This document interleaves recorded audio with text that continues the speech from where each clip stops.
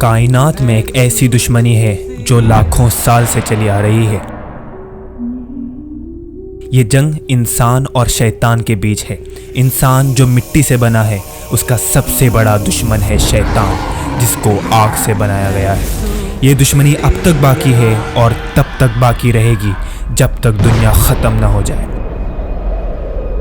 कभी सोचा है आखिर ये दुश्मनी शुरू कब हुई थी? जानने के लिए हमें लाखों साल पीछे चलना पड़ेगा।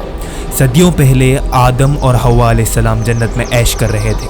अल्लाह ने उन दोनों को एक ख़ास दरख्त के पास जाने से रोका था और उनको उस दरख्त का फल खाने से मना किया था।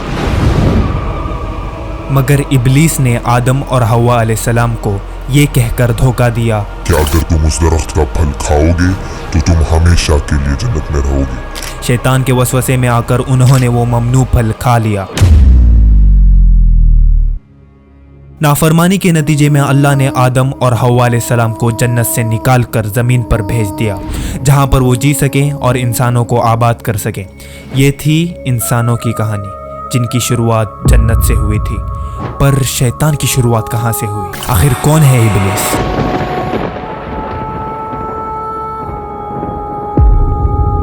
इब्लीस शुरू में एक जन्नती हुआ करता था, एक ऐसा नेक और अल्लाह का फरमाबरदार जिन जिसको अल्लाह ने फरिश्तों के साथ जन्नत के आला मकाम पर रखा था।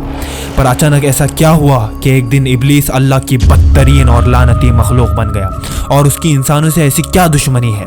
आखिर आदम अलैहिस्सलाम को जन्नत से निकालने पर क्यों तुला हुआ था? वो आखिर चाहता क्या है? आज की इस वीडियो में आप इंसान और शैतान के बीच इस दुश्मनी का ऐसा राज जानेंगे जो आपके होश उड़ा देगा।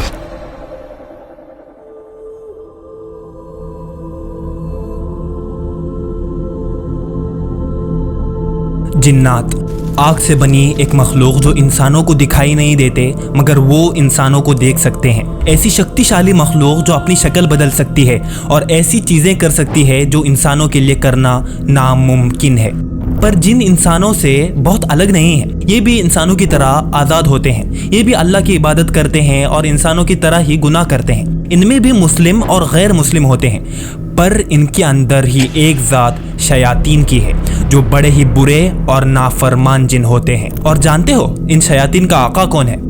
इब्लीस, जिसका असल नाम अज़ाज़ील है। वो भी एक जिन ही है जो पहले बहुत नेक हुआ करता था और अपनी इबादत और तकवा की वजह से अल्लाह का बड़ा फरमाबरदार हुआ करता था। लेकिन एक दिन सब कुछ बदल जाता है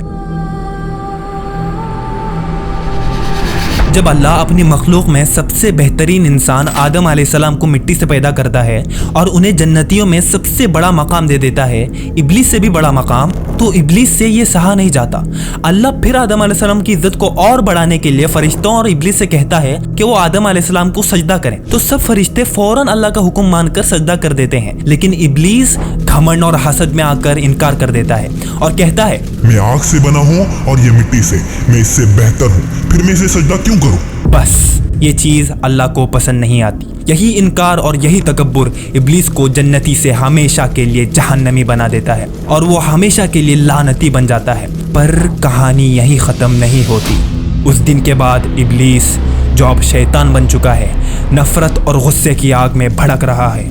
उस दिन का बदला लेने के लिए उसने कसम खा ली है कि वो अब इंसानों को छोड़ेगा नहीं। उसे लगता है कि इंसानों की वजह से वो जन्नत से निकाला गया है, तो अब वो बदला लेने के लिए इंसानों को भड़काकर उन्हें अपने साथ जहन्नम में ले जाएगा। यही उसका मिशन है और वो अपने इस मिशन में कामयाब होने के लिए पूरी कोशिश कर रहा है। रात दिन वो अलग अलग टेक्निक्स का इस्तेमाल करके इंसानों से गुनाह करवा रहा है। पर सवाल ये है कि शैतान हमारे साथ ये सब क्यों कर रहा है?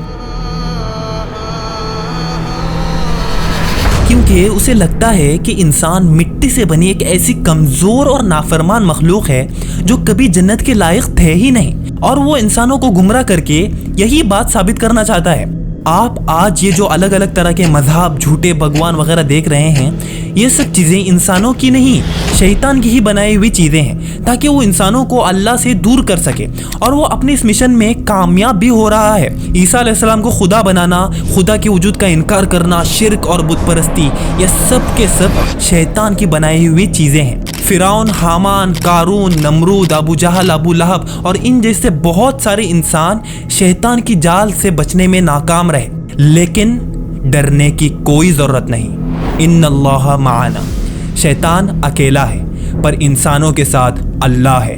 अल्लाह यही चाहता है कि इंसानों की जीत हो और शैतान की हार हो। शैतान भले ही कितना चालाक और ताकतवर हो, अल्लाह हमेशा इंसानों की मदद करता है ताकि इंसान शैतान की चालों का मुकाबला कर सकें। इसलिए अल्लाह ने हर फिरौन के लिए मूसा और हर अबू जहल के लिए मोहम्मद सल्लल्लाहु अलैहि वसल्लम जैसा नबी भेजा। शैतान जादू का इस्तेमाल करके ताकत हासिल करता है, तो मोमिन कुरान की आयतों से उसका मुकाबला करता है। शैतान इंसान के दिमाग में वसवसे डालता है, तो इंसान नमाजों से उसका मुकाबला करता है। शैतान इंसान से गुनाह करवाता है, तो इंसान तौबा करके अल्लाह से माफ़ी मांगता है। शैतान के वार बहुत खतरनाक होते हैं, पर अल्लाह ने इंसान को यूं ही कमज़ोर नहीं छोड़ा, बल्कि उसे अकल और ईमान से नवाजा ताकि वो शैतान के वार से बच सके। अल्लाह ने कुरान में शैतान की हर चाल को एक्सपोज किया है ताकि इंसान शैतान को आसानी से हरा सके।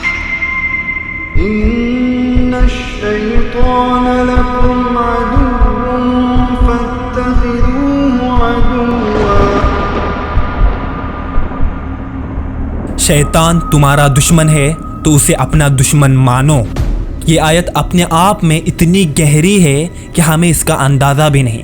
हम सबको ऑलरेडी पता है कि शैतान हमारा खुला दुश्मन है, पर यहाँ अल्लाह हमें ये बता रहा है कि उसके साथ दुश्मन जैसा सुलूक करो, उसकी चालों को समझकर उसका मुकाबला करो, क्योंकि दुश्मन को उस वक्त तक हराया नहीं जा सकता जब तक कि आप उसकी चालें नहीं जान लेते। यहाँ पर तो हमारा दुश्मन शैतान है, जो कि बहुत ज़्यादा ताकतवर और शातिर है, जिसको लाखों साल का तजुर्बा है और जो इंसानों की कमज़ोरियाँ इंसानों से बेहतर जानता है। ऐसा दुश्मन जो हमारी ही कमज़ोरियों का इस्तेमाल करके हमें ही हराता है, इसलिए उसे अंडर एस्टिमेट करना हमारी बहुत बड़ी भूल है।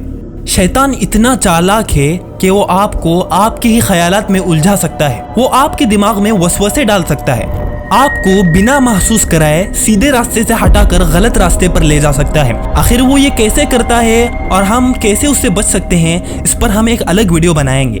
बस इतना जान लीजिए कि उसकी हर एक चाल इंसानों को धोखा देने और उसे गुमराह करने के लिए होती है। वो सच्चाई को हराना चाहता है, वो अपनी नफरत की आग से इंसानियत को मिटाना चाहता है, मगर वो ये नहीं जानता कि आग कितनी ही बड़ी हो, मिट्टी को कभी जला नहीं सकती, मगर मिट्टी आग को बुझा सकती है।